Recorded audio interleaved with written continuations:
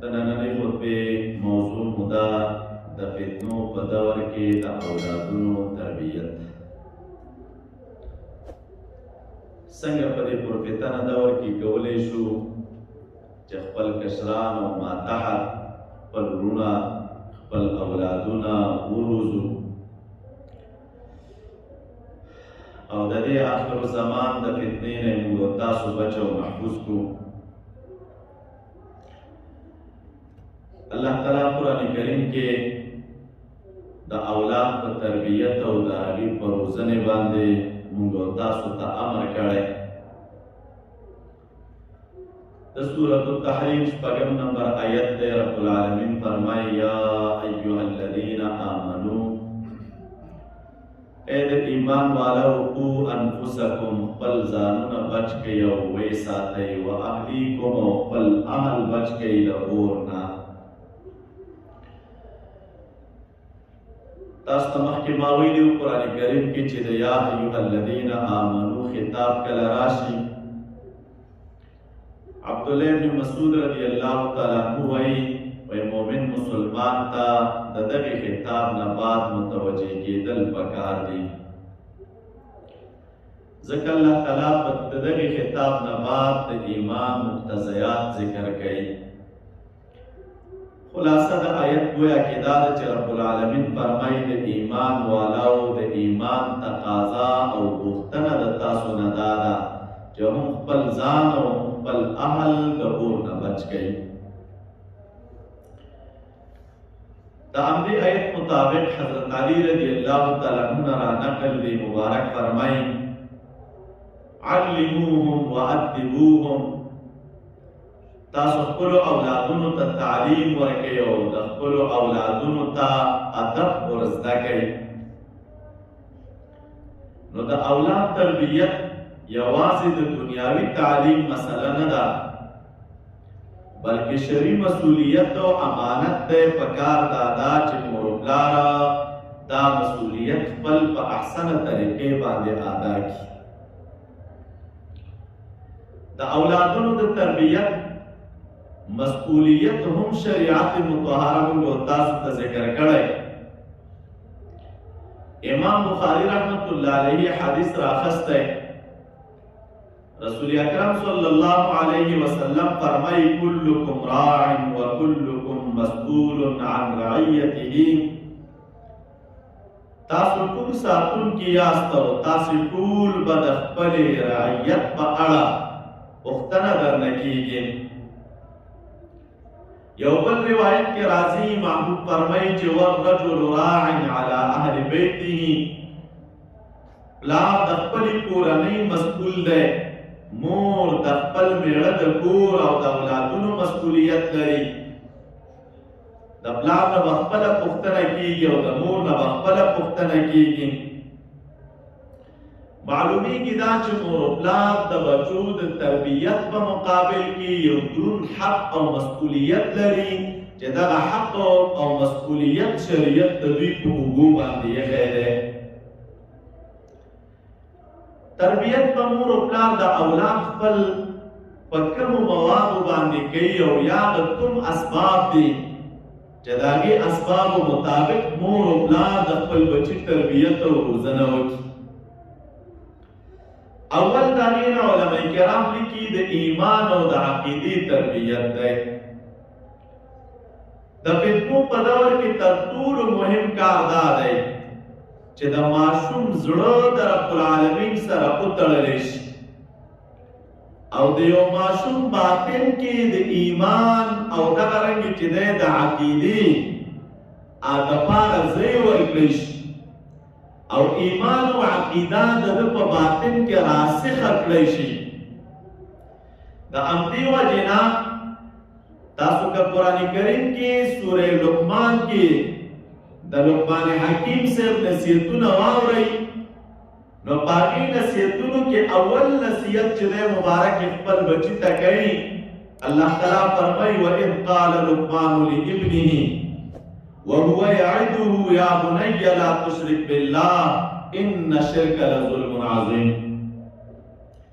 هغه وخیات که چې لقمان حکیم صاحب خپل زوی ته وویلې او د خپل زوی ته وعظ کو او وعظ کې دا خبره ورته وکړله چې ای زما بچې د رب العالمین سره شریک مه جوړوه څوک برخې والا ورسره مه جوړوه یقینا شرک دا لوی ظلم دی تاسو که دې آیت مبارک ته وګورئ چې څنګه په اوله مرتبه کې مسله د نصیحت شروع کیږي نو لقمان حکیم صاحب خپل زوی ته اول عقیده او توحید ورزده کوي او دا ورته وایي چې د الله تعالی سره شریک مه پیدا کوه د ده مبارک د طرز و طریقې نه مو ته دا معلومیږي چې ماشوم ته باید د وړوکیتوب نه دا ور وښودلی شي چې زمونږ خالق الله تعالی دی زمون رازق الله تعالی دی متصرف په دې عالم کې رب العالمین دی دا غټ مالی خبرې باید ماشوم ته وښودلی شي او ورباندې زده کړی شي او بیا ورته دا وویلی شي چې د دغې ذات د طاعت دا په موږ باندې لازم دی او دا هدف د شریعت دی نو په اول قدم کې پکار دا ده چې د ماشوم په عقیدې باندې او د عقیدې په اصلاح کار وشي په دویمه مرتبه کې بیا د هغه نه بعد احکام دي او په احکامو کې خاص کر لمونځ دی د همدې لقمان حکیم صاحب که په نصیحت کې موږ یو تاسې وګورو مبارک خپل زوی ته وایي یا بنی اقم الصلاة وامر بالمعروف وانهى عن المنکر ای زما بچیه مونځ قایموه امر بالمعروف کوه او نهي عن المنکر کوه او دامتی حدیث آیت مبارک موافق رسول اکرم صلی اللہ علیہ وسلم د خپل امت ته پیغام پریدي حدیث ته ابو داود ده مروا اولادکم بالصلاة وهم ابناء 7 سنین خپل اولاد ته تاسو په منځونو باندې امر کوئ په هغه وخت کې چې د دوی عمرونه د 9 کالو وي د دې آیت مبارک نه او د حدیث مبارک نه موتا قدا ترس ملاویږي چې د مانځه تربیت باید د بلوغ تر وخته په نظر ډولې شي مور پلار دا فکرونه کوي چې دا موږ په ده باندې هغه صورت کې واجبېږي چې کله دی بالغ شي بلکې د مور پلار فکر باید دا وي چې د وړاندې نه د ده تربیت وشي او د ده روزنه وشي او د ماشومتوب نه باید دوی د مانځه دپاره چې دی څه شي اماده اوسېږي او د مانځه سره چې دی عادت شي څلورم بنیادي او اساسي مسله چې د اولاد تربیت او روزنه پې پکار ده هغه د قرآن کریم سره د اولادونو تړل دي پکار دا ده چې یو څوک خپل اولاد د قرآن کریم سره وتړي الله تعالی قرآن کریم کې فرمایي وأمر أهلك بالصلاة واصطبر عليها خپلې کورنۍ ته د مانځه امر وکړه او په هغه باندې صبر کوه رسول اکرم صلی الله علیه وسلم فرمایي خیرکم من تعلم القرآن وعلمه په تاسو کې بهترین انسان هغه دی چې خپل هم د قرآن کریم زده کړه کوي او قرآن کریم نورو ته هم ورښایي د دې آیت مبارک نه او د رسول اکرم صلی الله علیه وسلم د حدیث مبارک نه موږ تاسو ته دا معلومیږي چې ماشوم باید یوازې د مکتب یا د دنیا په تعلیم باندې بسنه ونه کړي د دنیوي تعلیم د حصول سره سره باید د قرآن کریم د سالم عقیدې بهترین عبادات اسلامی اخلاق باید د ماشوم د ژوند یوه برخه وګرځېږي او په دې ټولو خبرو باندې د تمرکز وکړی شي او د دې مقاصدو طرف ته متوجه کړی شي پنځم سبب د تربیت د ماشوم چې علماء کرام ذکر کوي د مور او پلار خپل عمل دی د اولاد په تربیت کې د والدینو عمل د خبرو د والدینو نه دا ډېر اغېز لري ولې ذکر الله تعالی قرآن کریم کې فرمایي د عمل په باب یا ایها الذین آمنوا لم تقولون ما لا تفعلون اے د ایمان والو تاسو داسې خبره نورو ته ولې کوئ چې هغه کار په خپله نه ترسره کوئ او او الله تعالی جزا ذکر کوي کبر مقتا عند الله ان تقولوا ما لا تفعلون. الله تعالی په نسبت باندې لویه کرکه دا ده چې هغه څه وایي چې کوم څه نه کوي. داسې خبره کوي چې خپل عمل ورباندې نه کوي، دا سبب د کرکې دی. نو شریعت مو ته دا وایي چې ګوره مخکې تر دې چې ته بل ته په یوه خبره باندې امر کوي نو دا به ستا د عمل یوه نمونه وي. اولاد مثلا تاسو وګورئ د دغې آیتونو په تشریح کې علما لیکي که پلار ماشوم ته وایي چې لمونځ کوه او خپله لمونځ نه کوي، ماشوم به د پلار نه څه عمل زده کړي. که پلار چېرته بچي ته وایي چې غیبت مه کوه، بې ځایه مجلسونه مه کوه، حرام مال مه خوره او خپله په دې ټولو مصیبتونو کې مبتلا وي، نو اولاد به د دغسې پلار د دغې وینا د وجې نه د هغه تربیت او روزنه په څه طریقه باندې وشي ګرانه ده. سالمه روزنه د اولاد په هغه صورت کې کېږي چې د مور او پلار خپل عمل د اولاد مخې ته پروت وي.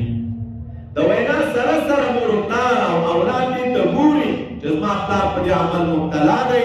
او دغه عمل په دې احسنه طریقه باندې کوي، نو بیا مشکلات نه جوړېږي. نو د صالح اولاد دپاره صالحه نمونه جوړول پکار دی. شپږم سبب د تربیت او د روزنې د اولاد چې علما کرام لیکي هغه د اولاد سره محبت دی او د اولاد سره مینه ده. نبی علیہ السلام به د ماشومانو سره ډیر محبت کو. د ابو هريره رضی الله تعالی عنہ روایت دی چې نبی علیہ السلام قبل رسول الله الحسین ابن علی، رسول اکرم صلی الله علیه وسلم یو ورځ حسین رضی الله تعالی عنہ کل کا یو کس د صحابه کرامو نه په مجلس کې ناستو او نبی علیہ السلام ته وفرمایل چې زه لس اولادونه لرم او د دې لسو اولادونو نه تر اوسه پورې مې یو هم نه دی خپل کړی. نبی علیہ السلام ورته په جواب کې وفرمایل من لا يرحم لا يرحم. کوم یو انسان چې په نورو باندې رحم نه کوي او شفقت نه کوي په ده باندې هم رحم او شفقت نشي کېدلی. د همدې وجې نه علما کرام لیکي د اولاد تربیت یوازې امر، یوازې نهي، یوازې سزا نه ده. محبت د تربیت یوه مهمه مسله ده. کله چې د اولاد سره د مور و پلار محبت وي او اولاد هم د خپل مور و پلار سره محبت او مینه لري، نو د دوی تربیت او روزنه دا په ډېرې احسنې طریقې باندې کېږي. تاسو فکر وکړئ که کوم مور و پلار د اولاد سره محبت لري، که سبا اولاد په یوه ستونزه کې مبتلا وي نو هغه محبت په دې اولاد باندې باعث د دې وي چې دا خپله ستونزه د خپل مور و پلار سره شریکه کړي. او که چېرته یو مور و پلار د اولاد سره محبت او مینه نه لري یا تنها دا دایره د تربیت او د چوکاټ د هغې په داسې کچه باندې وي چې نرمي او شفقت پکې نه وي، نو هغه د مور و پلار د ډارې هم یوه ستونزه خپل مور و پلار سره نشي شریکولی. نو چې نه شریکوي بل سره به یې شریکه کړي، چې نه شریکوي نو دغه د هېچا سره به یې شریکه نه کړي او دی به په یو مشکل کې مبتلا وي او دا مشکل به یې نور هم په غټېدو باندې شي. د دې وجې نه شریعت مطهره مو تاته دا تربیت راکوي چې باید مور و پلار د خپل اولاد سره محبت ولري چې دا محبت د دوی لپاره باعث د دې شي چې په احسنه طریقه باندې د دوی روزنه وشي او تربیت وشي او اولاد په اسانۍ سره وکولی شي چې دا ستونزې د خپل مور و پلار سره چې دی شریکېږي. اووم د اولاد د تربیت بل سبب د ملګرو څارنه ده. کله چې هم یو مور او پلار په دې فکر باندې چې باید زه خپل اولاد په احسنې طریقه باندې وروزم، نو مور او پلار دې د خپل بچي د ملګرو څارنه کوي. دې ته دوی متوجه اوسېږي چې د ده ناسته د چا سره ده او د ده تعلق د چا سره دی. که چېرته ناسته او تعلق د ده د بدانو سره نو سمدستې منع کېدله، او که چېرته تعلق د ده د نیکانو سره نور دې هم دی دې ته تشویق کړي چې ته باید د دې نیکانو سره تعلق ولرې او د خپل تعلق ته او د خپل محبت او مینې ته باید ته دوام ورکړې. ځکه حدیث مبارک کې راځي رسول اکرم صلی الله علیه وسلم فرمایي المرء على دين خليله فلينظر احدكم من يخالل. انسان د خپل دوست په دین باندې وي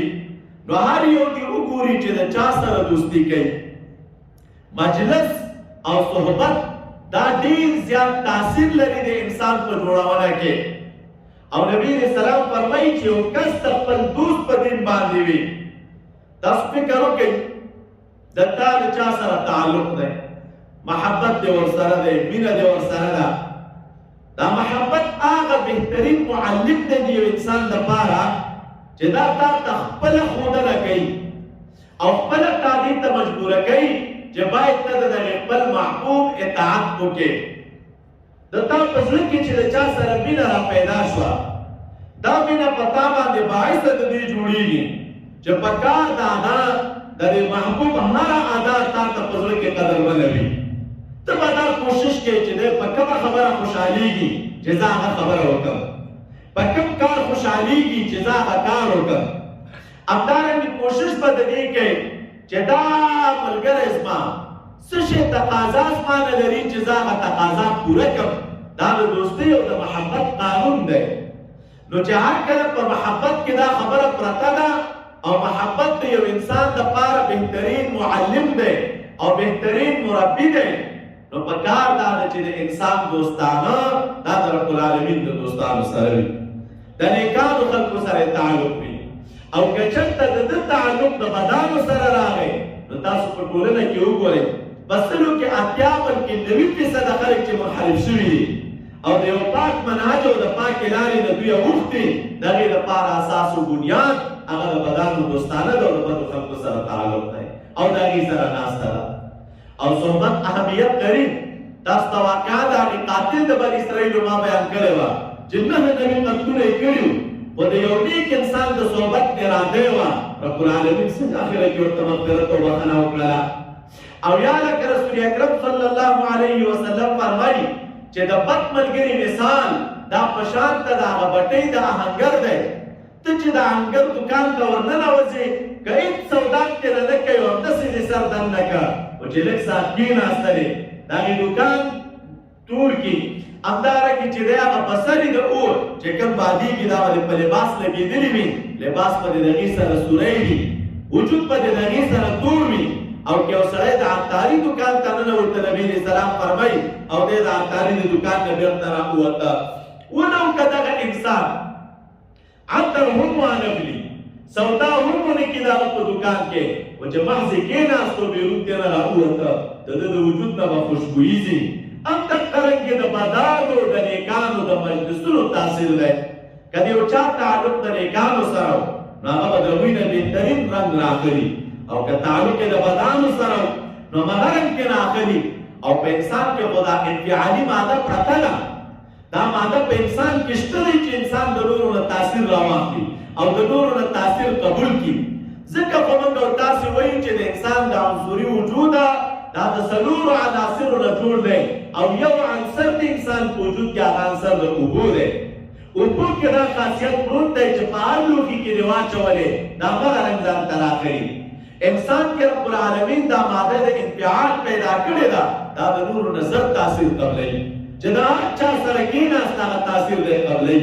په اکثرې طریقې باندې. نو ځکه مور او پلار ته پکار دا ده چې د خپلو اولادونو ملګري وپېژني. ځکه بد ملګری ډېر وخت هغه څه خرابوي چې مور او پلار یې بیا په کلونو باندې نشي جوړولی. تاسو وګورئ چې اولاد بدانو سره کېني او هغوی عقیدتاً خراب شي یا عملاً خراب شي بد اخلاقي پکې را پیدا شي فساد پکې را پیدا شي بیا مور او پلار که څومره هم نصیحتونه دې بچي ته کوي د مور او پلار نصیحت نه قبلوي. هماغه بچی بیا مور او پلار د لاسه نیولی ډاکټرانو باندې ګرځئ ملایانو باندې ګرځئ. کله ورته وایي مناسب ته وګوره په دې چا څه تعویض کړی دی چا ورباندې کوډې کړي دي داسې ښه زوی مې و او هغه خبره به یې راته منله اطاعت به یې زما کوو اوس نه زما خبره مني نه د خاندان خبره مني. تاسو وګورئ چې دوی باندې ده باندې څه چل شوی. نو بدعمله ملایان چې دې شي ته راستې نو هغوی ته خو خدای بیا چانس ورکړي که نه د هغوی خو کار همدا دی که لکه 2.5 قسمه کوډې پرې شوي دي. تور جادو پې شوي او ورک جادو پې شوي دا هر شي چې ورته وي دی مني ورسره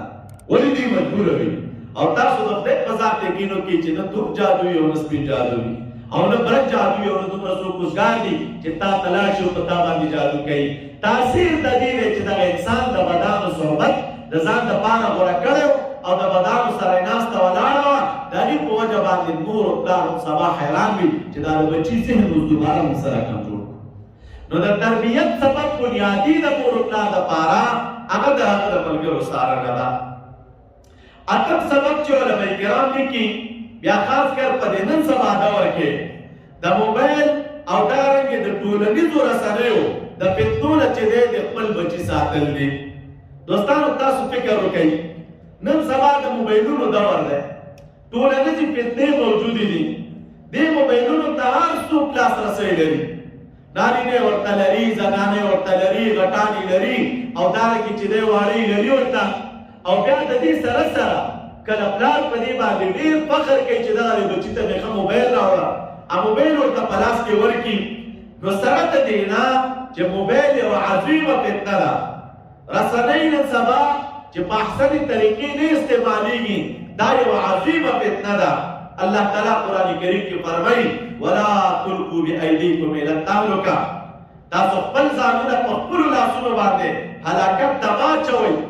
ته چې اولاد ته یا یو سړی خپله ځان ته موبایل اخلي او یا اولاد ته موبایل اخلي او دې کې چې دی سبا ناروا کارونه دې کې ویایي ګوري دا په خپله خپل ځان د هلاکت ګردې ته غورځول دي تا چې موبایل واخسته ستا سترګې په موبایل مصروفې شوې ستا غوږونه په موبایل مصروف شول ستا زړه په موبایل باندې مصروفېږي ستا ژبه د موبایل په توسط مصروفېږي او تا دې ته سوچ کړی چې رب العالمین قرآن کریم کې فرمایي د سورې اسراء یو آیت دی ان السمع والبصر والفؤاد كل اولئک کان عنه مسئولا ان السمع والبصر الله تعالی یقینا غوږونه سترګې والفؤاد او زړه د انسان كل اولئک کان عنه مسئولا د دې هر یو نه به د انسان نه به د دوی په باره کې پوښتنه کېږي سترګه د دې په باره کې پوښتنه کېږي غوږونه د دې په باره کې پوښتنه کېږي نو چې د دې ټولو شیانو په باره کې پوښتنه کېږي او دا سترګې د دې تعلق د موبایل سره دی غوږونه د دې تعلق د موبایل سره دی دا چې کوم شی ته وینې بیرون د هغې اثار زړه ته کوزېږي زړه او باطن دې د هغې سره خرابېږي دا نن سبا مفسدین د عبدالرحمن بابا په یو شعر کې د خپلو غلطو مقاصدو لپاره استعمالوي که ستاسو فکر یې زه داسې کار وکړي غلط کار به کوي غلطه وینا به کوي نظر به بې ځایه استعمالوي که ورته وایي چې هلکه دا کار مه کوه سمدست به درته شعر ووایي ته وایي چې د قرآن کریم آیت دی وایي چې په زړه کې د ساعد ابن رحمانه او ښکلي مخ ته په کتو کې ګناه نشته بس که عمل کوي کوئ خو زړه پاک ساته معزز سامعینو دا خبره چې کوم مفهوم دوی اخلي د دې نه دا ګوره سراسري غلطه ده زړه څنګه کم پاک ساتي دا زړه د انسان په حدیثو کې نبی علیه السلام د دې مثال داسې وړاندې کړی د زړه د باطن مثال دا د یو حوض دی او دا بیرون چې کوم حواس د انسان دي او دا حواس د زړه ته راغلي دي د دې حواسو مثال دا په شان د لښتیو دی او دا په شان د ویالو دی ویاله او لښتی راغلی دی دې حوض ته نو ته فکر وکړه که په دې لښتي او په دغې ویاله کې پاکې اوبه راغلی نو په زړه کې پاکې اوبه جمع کېږي په دې حوض کې پاکې اوبه جمع کېږي او که چېرته په دې ویاله کې بیکار او ګنده اوبه راغللی په دې حوض کې بیکار اوبه جمع کېږي همدقسې دا زما او ستا ظاهري حواس دا چې زما او ستا د زړه ته راغلي دي او زما او ستا د باطن ته راغلي دي نو دا دې پورې اړه لري لښتی دی ته وګوره که چېرته دا حواس تا په احسنه طریقې استعمال کړل او ښه دې استعمال کړل نو زړه کې نیک شی جمع کېږي هلته پاک شی نه جمع کېږي بد شی نه جمع کېږي او که دا حواس دې بېکاره استعمال کړل نو چې حواس دې بېکار وي نو د هغې اثار د انسان په قلب باندې وي او د انسان په باطن باندې وي نو ته اوس دا فکر مه کوه چې زما په باطن کې به ښه شی جمع شي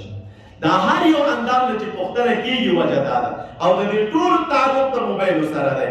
دا همدې وجې ده د مور او پلار ته پکار دا ده چې د اولادونو د موبایلونو او د انټرنېټ د استعمال دپاره چې دی پاملرنه وکړي دا ځان سره زده کوي موبایل یوازې د ماشوم د خاموشولو وسیله مه ګرځوئ